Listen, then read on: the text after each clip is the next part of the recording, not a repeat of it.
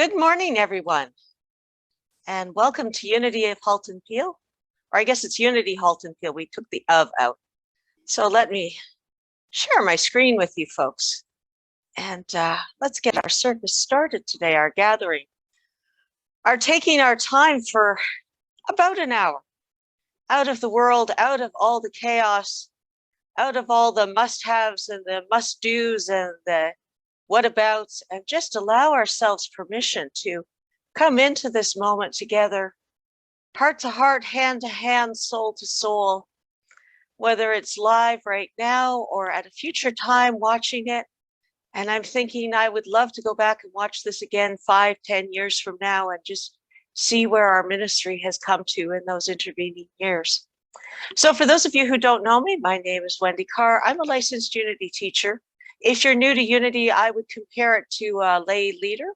I have some special powers that I can do weddings and funerals and things like that. But I am pleased and honored to be here today and to guide us through this time together. So let us take a moment, just allow the week that was, and boy, was it, to be, and whatever you've got on your planner for this week, it being the long weekend here in Ontario, just to sit and wait. It'll be there when we get there. And just breathing into that space, we remind ourselves of the mission of Unity Halton Peel, to lovingly inspire transformation and be of service to the world. And one of the ways that we do that is to read our daily word, which is Unity's daily inspirational publication. And I'll now call on Margaret to unmute herself and please read today's. Thank you, Wendy. I begin my journey of forgiveness. Unforgiveness is a heavy bag of rocks I carry on my shoulders. When I drop the bag and begin to set the rocks aside by one, I embark upon a healing journey. God is with and within me on this journey as my constant support and strength. When forgiveness feels difficult, I need only to return my attention to Spirit's constant loving and accepting presence within me, reestablishing my conscious connection. Being brings warm and welcoming acceptance. It is an important step in the unburdening process of forgiveness. I forgive others as well as myself, knowing each act of forgiveness increases my freedom to live a happy and fulfilling life. Bear with another, and if anyone has complaint against another, forgive each other just as the Lord has forgiven you. So you must forgive. Colossians chapter 3, verse 13. Thank you, Margaret. That was masterfully done. Thank you. And now we'll continue our journey. And I've been made aware that every time I look at something, you see a black box. So that's what that's all about. One of the quirks of Zoom. But that's okay. We're all learning. We're all teachable. And we're all on this experience together. So our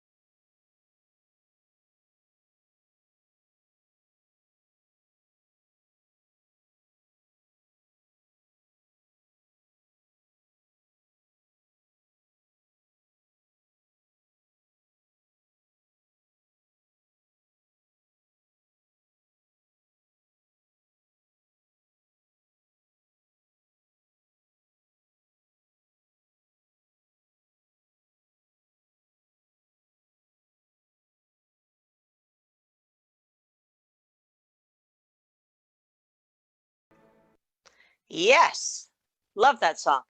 And now I'm going to call on Patty to bring us an update from the Board of Directors. Morning, everybody. So we've had an interesting week. We've had, we've had a resignation of 3 board members on Tuesday night. Amy has not been well, sick, and for that reason has resigned. Miguel has got a lot of family responsibilities, and he's just gotten over a very sick time with COVID, his father passing. It was important for him to step down and have some time with his family. And Miguel or Phil has found another venture that he would like to dedicate his time and service to. They're all going to remain members of the church. And as of Tuesday night, 3 of our 5 board members had stepped down. So Martina and I were left, and we had decided to move forward and call a community meeting to tighten up some issues that had been left open from the AGM. And Evelyn Douglas has agreed to come on the board as a 3rd. So we'll be asking for a community meeting to make a few more changes to the bylaws, or a couple changes to the bylaws to get us in line, and to document a few things, and then have open discussion about where we are and how we see ourselves moving on and moving forward. I thank Wendy for giving us this opportunity here in the service this morning. And Wendy, do you want to put up those? Did those slides get put in, or because they're not showing? Oh, there we are. So we want to extend a great thank you to all 3 of Amy, Miguel, and Phil. We thank them. We bless them with our unity blessing, and we appreciate everything that they did for the community for the last 1.5 years. Miguel has been on the board for just about 3 years, and Amy and Phil were on the board since January last year. So we do appreciate all that they've done in their leadership and given of their service and time here. And the next slide will tell you, or confirm for you, that your board is, Martina has agreed to stay on till the end of her term, which is March next year. Evelyn has come on as the secretary, and I am the president. So Martina and I will continue to work forward. Thank you, Margaret. Martina and I will work closely on the finances and the treasury, and we'll carry on from here. So we'll have an opportunity to answer a few questions at the end of service today. But as I said, look for a community meeting. We'll get more of the membership there, hopefully, and we'll discuss any ideas or issues that might come up. Thanks for your time, and it's now time for Wendy's lesson. Thank you, Wendy. Thank you, Patty. Big changes, and that's fine. That's part of why I wanted to do the 5 principles, was to just give us a good foundation for the changes that we knew were coming. Even just the movement back into meeting together in person. I've been in communication this week. I've been on 4 different unity calls with my colleagues who are LUTs, and there's stuff happening. There's some interesting dynamics around people wanting to be back together in person, but concerned about their health, and just kind of walking through all of that right now. So last week, I covered the first 2 principles, and that summarized is God is and I am. The idea of God as an eternal divinity, is spirit, not as a person, but as a spirit, as a principle, and that I am that principle and expression. So those 2, the first 2 really kind of state what is, and the last 3 kind of give us some building blocks for how we express it, how we apply it, how we bring it into manifestation. And I have been using this booklet. If you did not get a copy of it, if you can reach out to Patty, and she'd be happy to send you a copy. If you feel comfortable putting your chat in your email in the chat. Yeah, your chat in the email, that's going to work really well, isn't it? She'd be happy to send that along. So principle 3 reads, human beings create their experiences by the activity of their thinking. Everything in the manifest realm has its beginning in thought. And last week I mentioned briefly about how our co-founders, Charles and Myrtle, were searching. They weren't happy with, and they had this dissatisfaction with traditional Christianity. It didn't fit for them. And I so resonate with that, because that's how I was growing up. I didn't resonate with what I was being taught at my church of origin. It didn't fit for what I intuitively felt. So when we talk about this idea of beginning in thought, the whole thing that the Fillmores got into was the idea that we could co-create our experiences, that we were not solely dependent on, a lot of cultures have this idea of, humankind as the pawns of the forces of good and evil. And as I said last week, Unity doesn't believe in evil as a force unto itself, but rather an absence of the awareness of good and love and all of those things. So everything has its idea in the beginning of thought. And as Charles and Myrtle went through and read extensively, both of them, I think Charles might have read a little bit more, because he wasn't as formally educated as Myrtle. So he had a lot of thirst for knowledge. But if you go back to the Greeks, the ancient Greeks, one of their ideas was the idea that everything had an existence in the ethers, in the realm of ideas before it became manifest.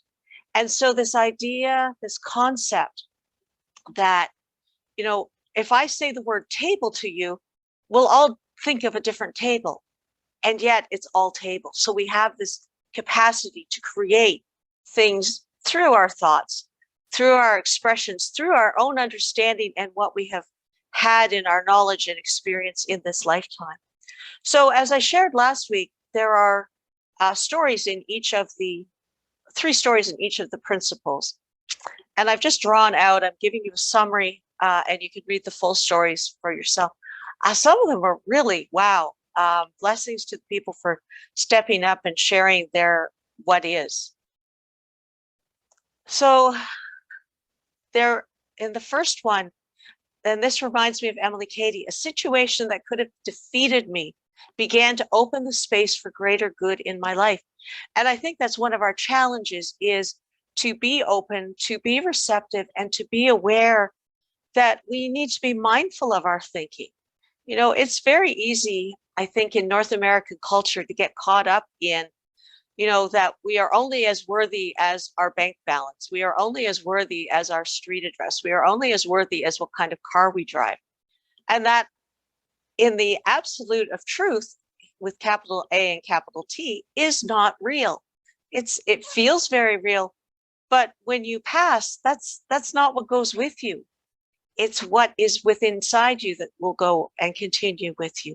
And that as we make space for these things, as we let go of these outer societal norms and allow ourselves to be the divine spirit in human expression that we are, things just seem to miraculously happen. And it's not truly a miracle, because there's a spiritual principle behind it. And like a physical law, like, say, gravity, it can't be denied. It needs to function. In the second story, Reverend Sandra Campbell, some of you may recognize the name if you've ever taken courses. She's the director of the Urban Ministerial School. Everything starts in the mind first. Our minds are like magnets, and they have the power to attract to us whatever our thoughts hold on to. And that's a rewording of the law of attraction, or there are other names for it, but the idea of thoughts held in mind produce after their kind. And this was a big one for me to try to understand when I came into Unity. It's like, well, no, I'm not attracting it. It just is. It just happens. And over time, I've been in Unity almost 40 years now.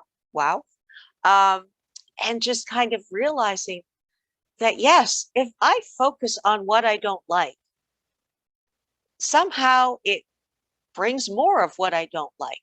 And if I really talk to my mind, my ego, and say, okay, yes, let's acknowledge that things are not where we'd like them to be right now. Perhaps I'm going through a challenge. And I can choose to turn away from that and focus on the goodness, the possibility, the things that can yet become as I focus on the good, the possible. Metaphysically, and by metaphysically, I mean understanding it at a level more than just the literal reading of the words.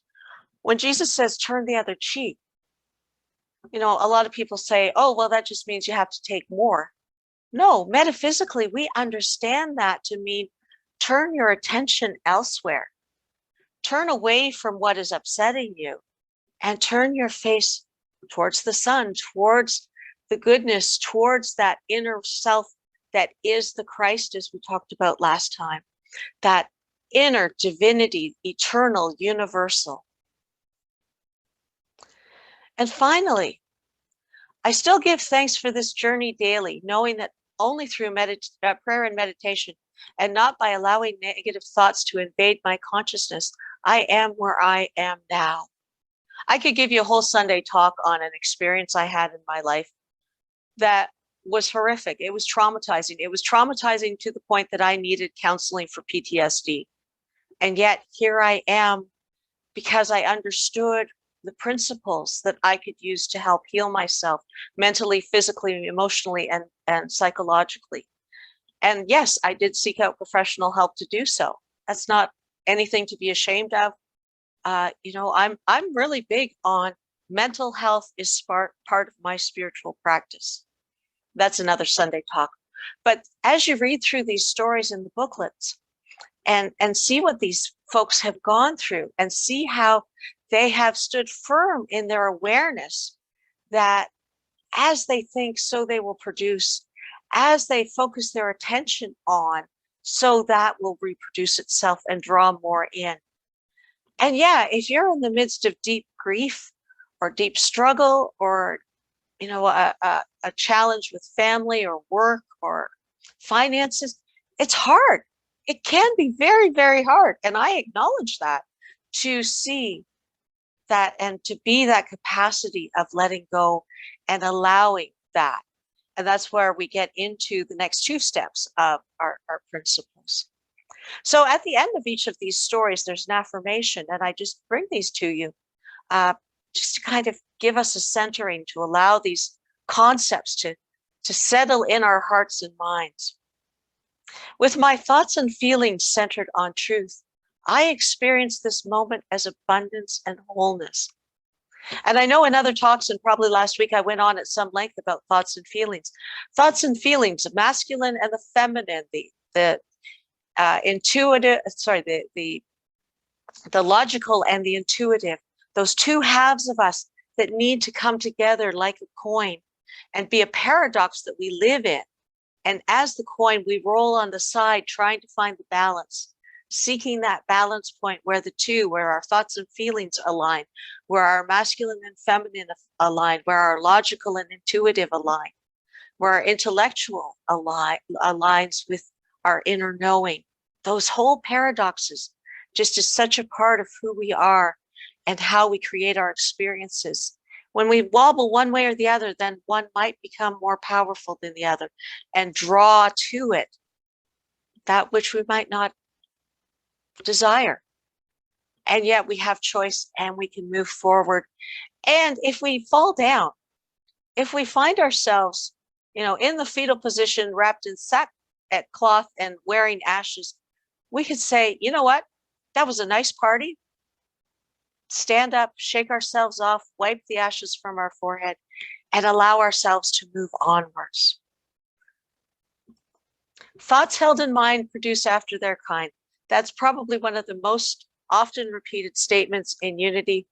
I've kind of moved away from that because I prefer to just focus on seeing the positive and allowing the negative to fade into the background, as I said last week about the darkness bulb, the idea that it's an absence of.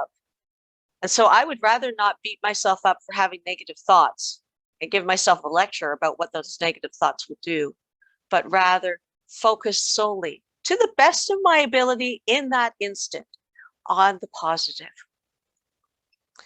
Divine love, wisdom, light, and grace are with me every step of the way. I'm actually going to take that last one and put it on my mirror to remind myself daily of that which is before me. So that's principle 3. Principle 4, which for the children becomes I pray. Prayer is creative thinking that heightens the connection with God mind and therefore brings forth wisdom, healing, prosperity, and everyday good. And this just blows my mind, because as a child, what I remember of my church of origin was a lot about how sinful I was and having to make sure that I didn't forget to tell God how sinful I had been and what the specific sins were. And I remember thinking, I'm not a bad person, am I? And yet, blessings to them, blessings to that path, because it taught me other things that are very useful in my present life. That's why I'm a good Bible scholar, because I had a good grounding. And let's move it into a space of it's not something we just do on Sunday. Unity co-founder Charles Fillmore went on to describe prayer as the most highly accelerated mind action. This highly accelerated mind action is purposeful focus of thought toward God, the good, omnipotent. Thank you, Rev Karen. I actually know Rev Karen. She and I served on a team together. And this is so different from how prayer was articulated as a child. The idea that it's not about getting the words right.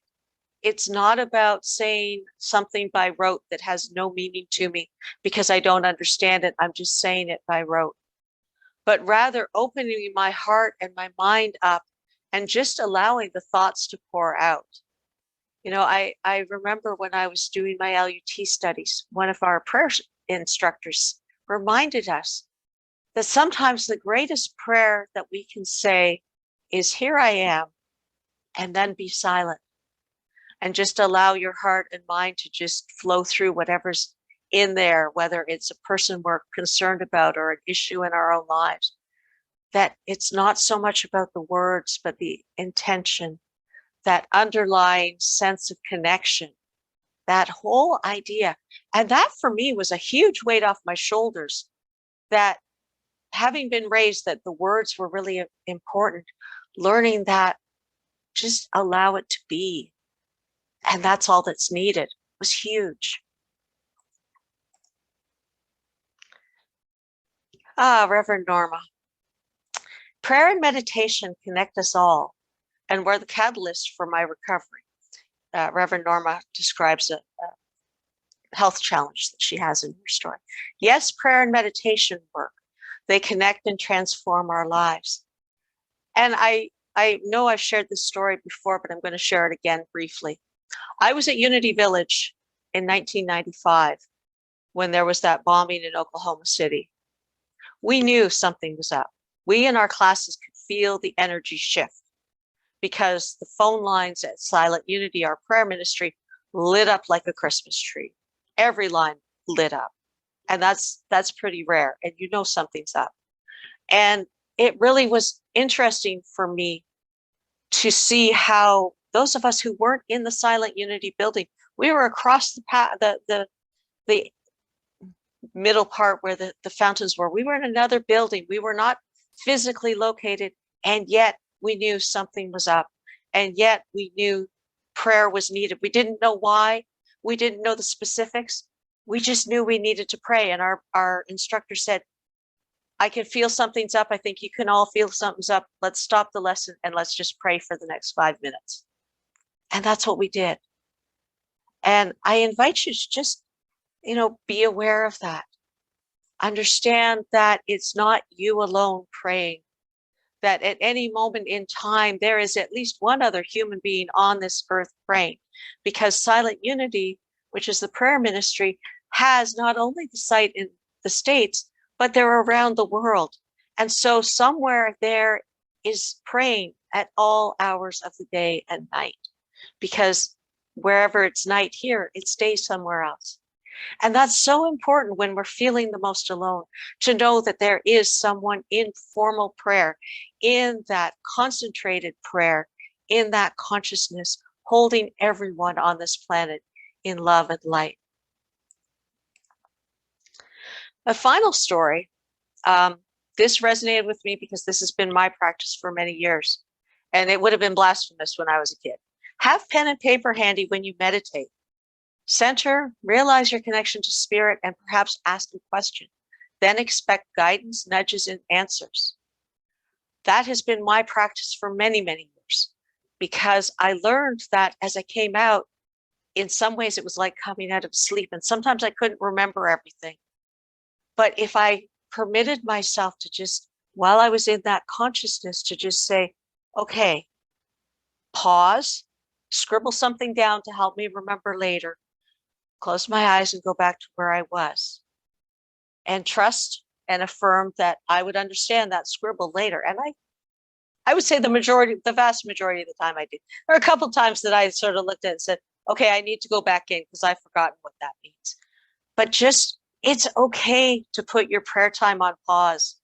It's not a marathon. It's, I don't know, it's more like a fun walk, where you're not doing it to be the fastest, but you're doing it for the joy of being with people. You're doing it for the joy of what it brings to others. You're doing it for the joy that it brings to yourself. So that's principle 4. And here are affirmations from this chapter. In a time of sacred silence, I pray, knowing that prayer changes things. Prayer changes me, and that's the most important thing. We pray not to change God's mind in a beseeching or begging way. We pray to affirm what already is in spiritual principle, in the divine mind that we call God, and to align our human self to those spiritual principles. Connecting in prayer, we uplift ourselves and the world. And it's okay to pray solely for yourself. But know that as you pray for yourself, as you get that energy within yourself moving and swirling and causing things to happen, whether it's a release of something that has been burdening you, one of the rocks that Margaret talked about in our daily word, or that you are intaking a new idea, a new level of realization around healing and wholeness and prosperity, that as you raise yourself up, you are also raising others up with you. We are all linked in that way, and we cannot help but uplift each other. I am open and receptive to guidance, wisdom, and new perspectives. God is my source. Again, something just to remind yourself. You don't have to do it by yourself. And by the same token, you don't have to spend hours being like the early church fathers who sat and prayed and prayed and prayed. If that suits you, that's fine. But just to be in that awareness that prayer is available at any time, at any moment. It doesn't have to be in a specific place. You don't have to be in a church or a temple or an ashram or a mosque or anything. That in each individual moment you can pray. You can make that connection. Our final principle is really the application. Knowing and understanding the laws of life, also called truth, are not enough. A person must also live the truth that he or she or they knows. Reverend David Bryan Adams asks 3 questions in his piece. What is the most loving choice here? Who do I say I am at this moment? Who do I desire to be, beginning with my next thought, word, or action?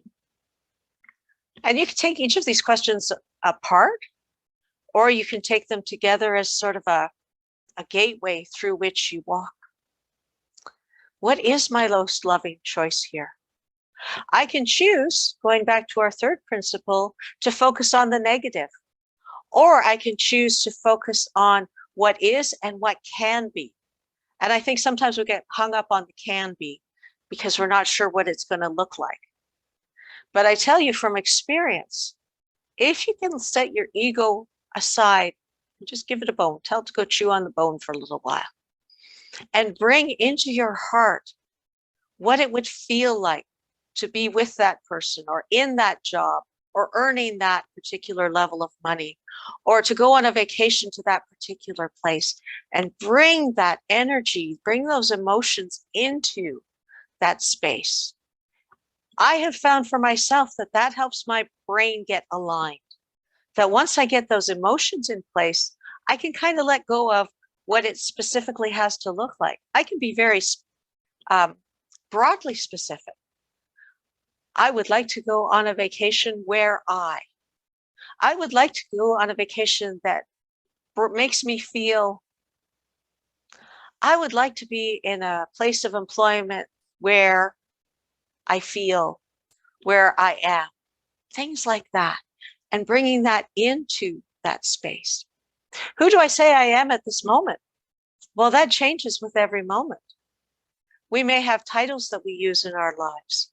We may have interactions with people that we have that have specific names. I'm a daughter. I'm a sister. I'm a friend. I'm an auntie, well, to dogs. But it's still an auntie. You got to see those tails wag when I show up with a bag of their favorite treats. And who do I desire to be? Beginning with my next thought, word, or action. And in metaphysics, we talk a lot, when I'm teaching that as a course, we talk a lot about the thought being that connection to divine mind, that connection to God, that connection to oneness, that connection to something that is greater than we can ever be in this human form, that has greater thoughts than we can ever have. The word is where we make the creation, where we speak. You know, I'm thinking about. And we might say it in prayer, or we might contact a friend and say, can I treat you to coffee? I've got an idea and I just need a mirror to bounce it off.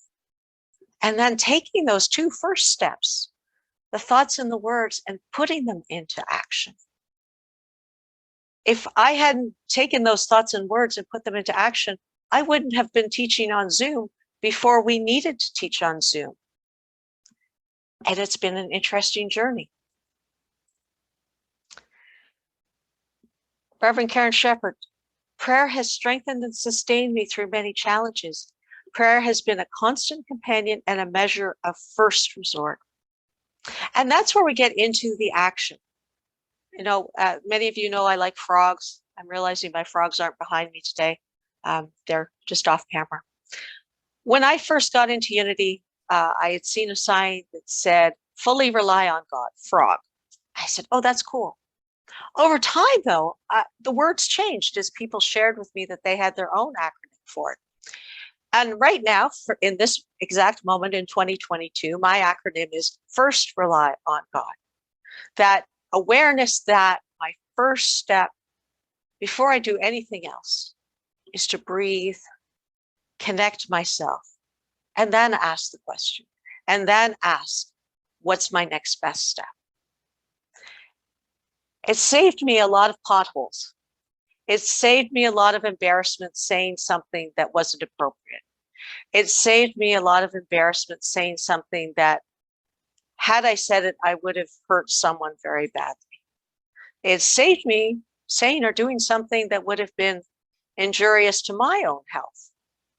So that idea of all of these principles working together into our final action. And finally, living the truth we know is about becoming the space where the truth of our being shows itself proudly and promptly in the world. It is rooted in your willingness, awareness, engagement, and embodiment. And this is the truth of our being. This is what Unity stands for, is making spiritual principles a part of our daily lives 24/7, a part of who we are, how we present ourselves to the world, and how we are a blessing to the world. And our affirmations for Principle 5. In all circumstances, I willingly embrace and embody the most loving choice, declaring it to be true. I seek to live the truth I know in thought, word, and deed. I know divine ideas surround me now, and I live as a living, breathing demonstration of this truth. And as we prepare for meditation, on Friday, our dear friend and prayer partner, Beryl, made her transition. I found this picture of her and Ed. Ed passed in 2020. And I'm smiling, as you can see, knowing that their souls are, I'm sure, joined together at some level. I don't know what that's going to look like. But Beryl, we thank you. We love you. We bless you. Appreciate you for all you did to prettify our sanctuary and our gardens out front at Ridgeway.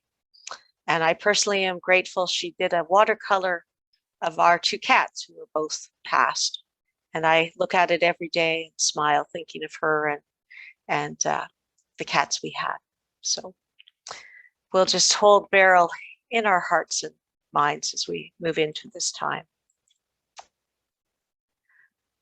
And I'm going to cheat today because you've heard me a lot. And I'm going to share a meditation, which is available for download from Silent Unity on, I believe it's on transformation. So let us just get still and listen to the words.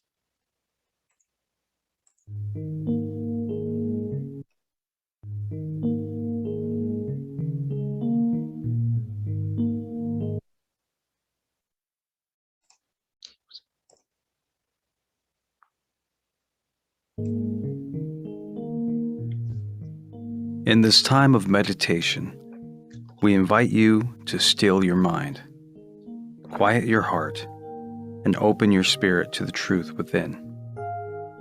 Take a deep breath in, hold it for a few seconds, and then breathe out slowly, consciously slowing your breathing with each breath.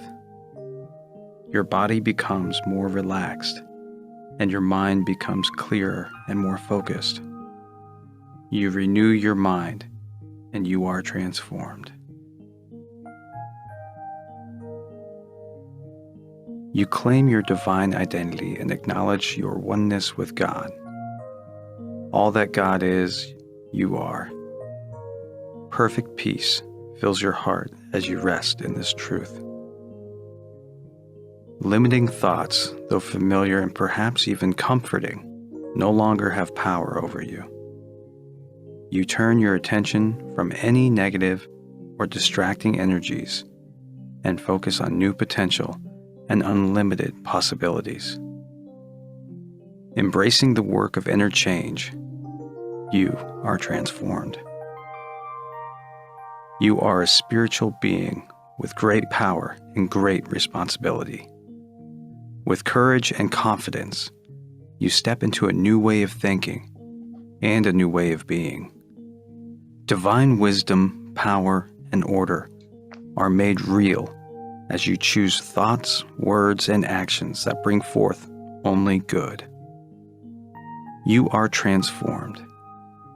Your mind is renewed and you live the highest truth of perfect, harmonizing, unifying love for yourself and all others.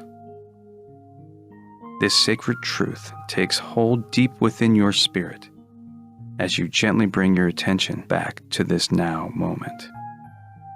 We join you with affirming your transformation and your divine identity. Silent Unity is always here for you.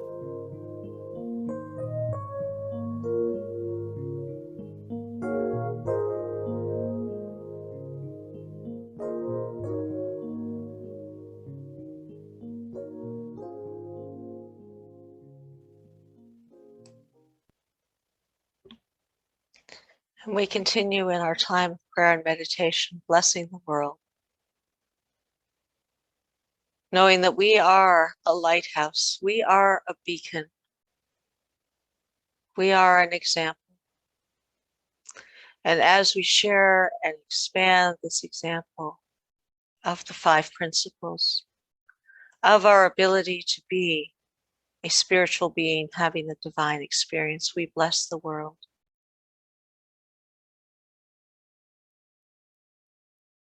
We take into our hearts and minds the names of those for whom we have a prayer request,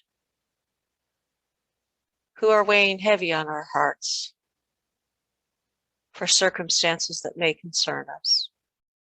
In the silence,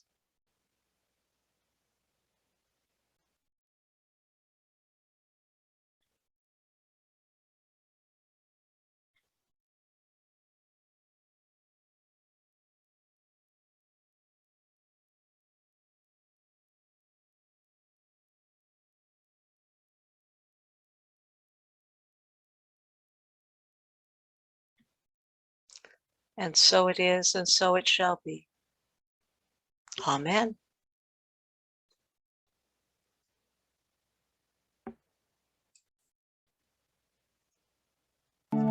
Here I am, Lord, use me, guide me, fill me, take me, lead me by your will. Here I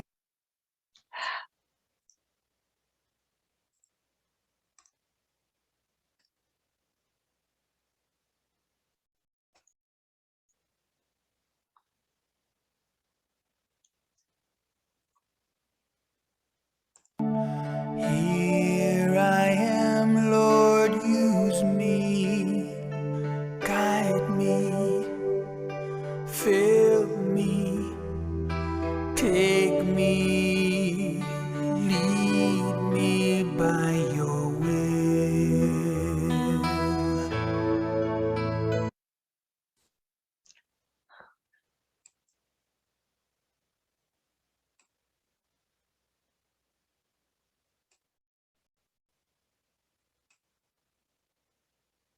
Well, that was an oops. And as always, a reminder that Silent Unity in the States is available. Their phone number has changed. It is on the screen for your reference, or you can go to unity.org/prayer. And on that page is a link for sending immediate prayer and additional links for meditations like the one I played during our time. Monthly prayers, videos, there's an absolute plethora of materials available to everyone, and they're free of charge. And now it comes to our time of sharing of our gifts. And we are so grateful for your continued support in these days. And we will affirm that we will get together in person somehow, somewhere. And we don't know what that looks like exactly, but it will come to pass. And you can go to our website at unityhaltonpeel.ca for more information and clickable links for sharing of your gifts. We bless the gifts and we bless the givers, knowing that giving and receiving are 2 sides of the same coin. And as we give, so we receive, and as we receive, so we give. And so it is. If you are viewing us for the first time, we do have a newsletter which comes out on Tuesdays, which gives updates on events and coming speakers. And I'm thrilled to share that Patty and her team have been reaching out, and we have some amazing speakers coming in the summer. And there we are. Lots more happening. We're getting our equilibrium again. Tomorrow night, as always, the weekly prayer circle. Thank you, Diane, for facilitating this. And the Zoom meeting number is at the bottom of the screen there. And for those of you who might be watching Sunday afternoon, the time posted is Eastern Daylight Time. Next Sunday, I will conclude my series here. I am off to Kitchener, Ottawa next month, and I'm going to do something a little different next week. And I will invite you to wear your funny hats or your red noses or whatever suits you. And we're going to talk about humor as a spiritual practice. As one of the things I brought from my church of origin was I had a minister briefly who used to say that spirituality was too serious a subject to be taken seriously. So we're going to have some fun next week. And now let us join together, centering in our hearts as we affirm together, children and youth of unity and of the world. We love you, we bless you, and we appreciate you just the way you are. We know that the children are the blessings of our future, that their wisdom never ceases to amaze us, and may we always be amazed. And so it is. And now let us join together in our prayer for protection with the words, the light of God surrounds us, I am light. The love of God enfolds us, I am love. The power of God protects us, I am power. The presence of God watches over us, I am presence. Wherever we are, God is, I am divine. And we'll bring our time of gathering to a close with Sue Riley's wonderful song, I Choose Love.